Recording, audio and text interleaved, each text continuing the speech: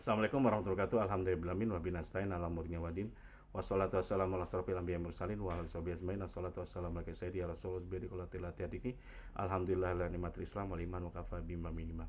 Sob, sekarang ini saya baca jawab komentar di YouTube saya, channelnya Ridwan Bali. Kalau sob mau butuh solusi riba, pinjol dan yang lainnya, leasing mobil atau usaha ya, ke YouTube saya aja, subscribe aja YouTube saya Ridwan Bali ya. Ini yang pertanyaan dari Kadung Tresno. Assalamualaikum Pak, jangan panggil Pak, Kapten aja ya. Maaf sebelumnya, kenalkan aku Pak dari Brebes, Jawa Tengah. Aku mempunyai kredit di beberapa bank dan kredit saya udah setengah perjalanan. Sekarang udah ada orang bank yang datang ke rumah memberi informasi sejak Desember udah aktif lagi. Nah, Anda bersyukur sekarang. Ke depan nggak aktif lagi karena udah PSBB lagi sekarang sih. Bercanda aja, emang bener sih. Terus tapi sangat tapi aku sangat nggak mampu sekarang. Yang saya tanyakan, apakah aku bisa minta keringanan di bank dan caranya bagaimana? Sekian dan terima kasih Pak. Wassalamualaikum warahmatullahi wabarakatuh. Waalaikumsalam. Ini saya jawab. Kalau Anda terinspirasi dengan jawaban saya, mohon maaf loh, saya nggak gratisan loh, saya minta bayaran. Bayaran apa? Doa terbaik kalau non muslim, kalau Anda muslim tambahkan al-fatihah sama salat nabi. Semoga saya istiqomah, biar saya istiqomah di ibadah, apalagi di sholat. Saya ingin, harapan saya sekarang ini, saya pengen menikmati sholat saya gitu. Doakan sob ya, saya minta itu aja, nggak lebih doanya. Oke, saya jawab. Sekarang ini di saat pandemi sekarang ini sebenarnya, apalagi PSBB, semua orang susah gitu. Harusnya pemerintah yang lockdown bukan hanya PSBB-nya gitu, atau PPKM kayak atau apapun. PPKM kan pinjaman segala macam-macam ke bank, bisa nggak gitu? Kalau sehingga kita tekanannya nggak banyak juga. Sekarang tekanan banyak-banyak. Pertama kita kehilangan pendapatan, pengurangan pendapatan segala macam-macam. Tapi apa ya? Itu urusan pemerintah lah. Ini hanya saran aja. Dan ini apakah Anda bisa mendapat keringanan? Yang penting ini sob ya. Siapapun sekarang pasti mengerti. Orang bank itu orang pinter semua. Minimal pendidikannya S1 mereka semua. Pinter. Mereka nggak ngerti bisnis, bodoh, bohong. Mereka ngerti bisnis karena sebelum itu mereka melakukan evaluasi usaha dan yang lainnya. Jadi intinya mereka tuh pinter. Ketika kita susah, mereka tahu nggak? Tahu. Cuma mereka pura-pura nggak tahu. Pura-pura gimana? Dan mereka kadang-kadang karena tekanan di atas, karena mereka juga ditekan gitu. Mereka pasti nekan kita gitu. Tapi kalau kita memberikan informasi yang bagus dan kita tetap kooperatif, kalau memang ada uang kita bayarkan semampunya kita, ya udah pasti mereka juga ini. Saya ngomong saya membayar pokok aja. Oh nanti belakangan aja pada utamanya, ya udah saya bayarin aja. Contoh kalau Anda mampunya bayar, anggaplah cicilannya 5 juta, Anda bisa 1 juta, kirim aja 1 juta. Atau cicilan 10 juta, Anda ada 1 juta, 2 juta, kirim aja 1 juta. Niatkan itu untuk bayar pokok dulu. Urusannya mereka ngitung nganggulannya itu nanti belakang di ujungnya kita negokan gitu. Paham maksudnya? Ya, seperti itu yang saya lakukan. Beberapa sahabat saya lakukan. Jadi apa? Kita tetap kooperatif sob.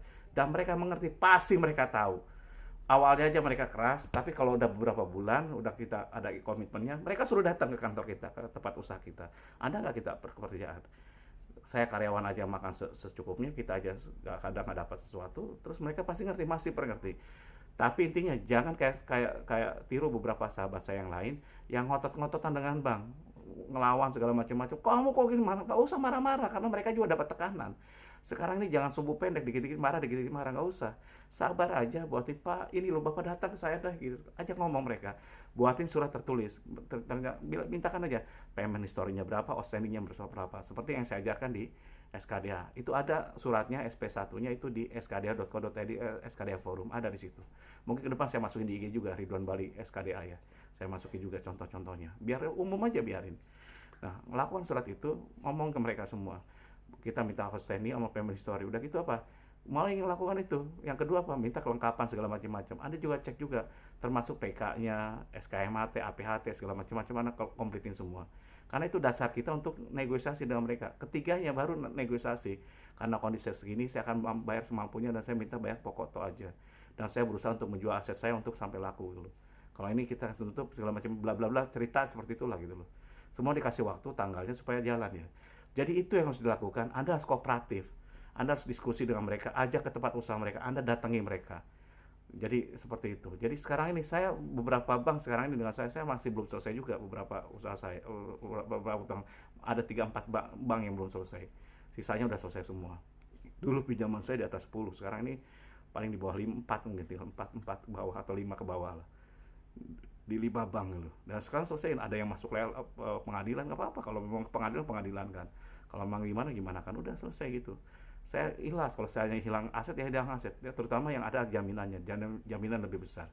Nah kalau anda jaminan lebih besar segala macam-macam, contoh pinjaman anda 200 juta, jaminannya 1 miliar gitu, dan aset luas lahannya anggaplah 100 meter atau 1000 meter gitu, jual aja deh sebagian, sebagian jual.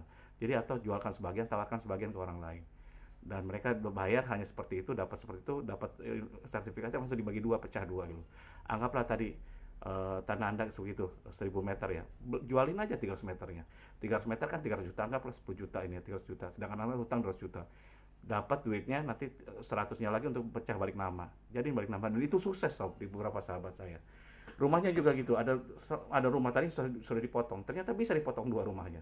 Yang satu akhirnya dijadiin ruko, dibeli oleh satu tempat oleh-oleh. Selesai semua. Sahabat saya kasih saran seperti itu, selesai. Tadinya nggak bisa Pak Ridwan, kayaknya nggak mungkin. Rumah lu kan gede, rumahnya anggaplah hampir 5 hari 6 hari lu. Itu ternyata pas dilihat-lihat, serahkan ke tukang bangunan, ke ini mana yang kira-kira bisa dipotong dulu. Ternyata bisa dipotong di garasi sama ini dipotong. Ya udah lu gak usah punya mobil dulu. Jadi garasinya sama setengah ruangan kamar itu dijadiin ruko gitu.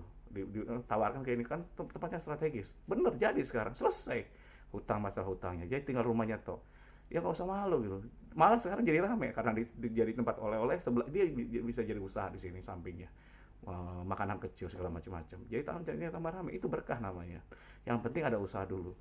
Demikian dari saya. Kalau salah saya banyak salahnya, kalau kurang banyak kurangnya.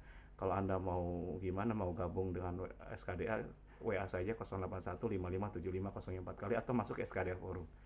Demikian dari saya. Wassalamualaikum warahmatullahi wabarakatuh.